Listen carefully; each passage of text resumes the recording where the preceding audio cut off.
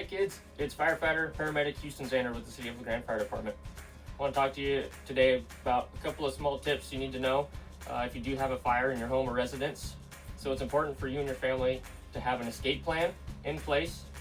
And part of that escape plan is knowing 2 ways out of your home to safely get out. In that escape plan and knowing those 2 ways out should be probably a door or a window that's easy to get out of, or maybe 2 doors that are easy to get out of. If we're going out the door, make sure the door's not hot. We can open it and we can go out that way.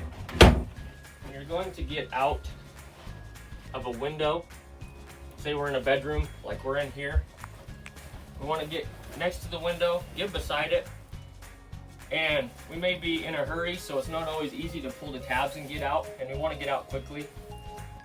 So put your hand against the window, against the screen, and hit it out.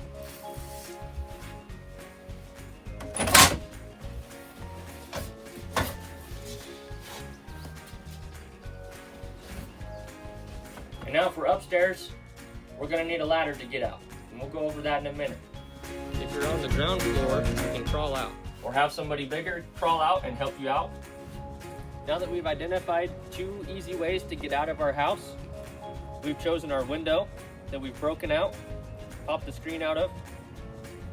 If we're upstairs on a 2nd floor, we're going to need a ladder, whether that's affixed to your home or that's one that can be tossed out from the inside. We need a safe way to get down out of that window from the 2nd floor. So talk with your parents about that, about which way you want to go, but we'll demonstrate here. We have a ladder that we can throw out of the window. Now we can use this to safely climb down and get out of our house. Now that we've safely made it out of our house, we need somewhere to go that's a meeting place that we can group together as a family or whoever you're with, that's safely away from the structure and out of the way of incoming fire apparatus that are going to help put out the fire.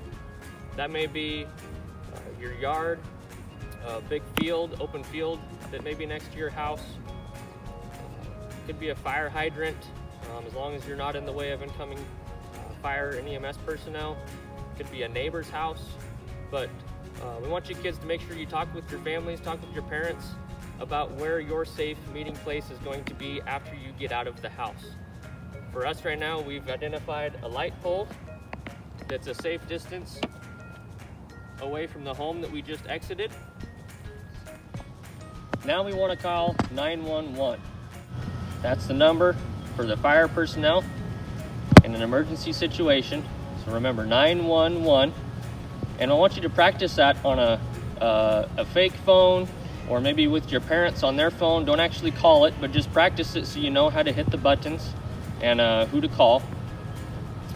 It's also important to know your family's address, maybe a callback phone number, your cell phone number or your home number, and your name and your parents' name and information to give the dispatch people when you call the 911 number. They're going to ask you all those things, so it's important to know those before you call.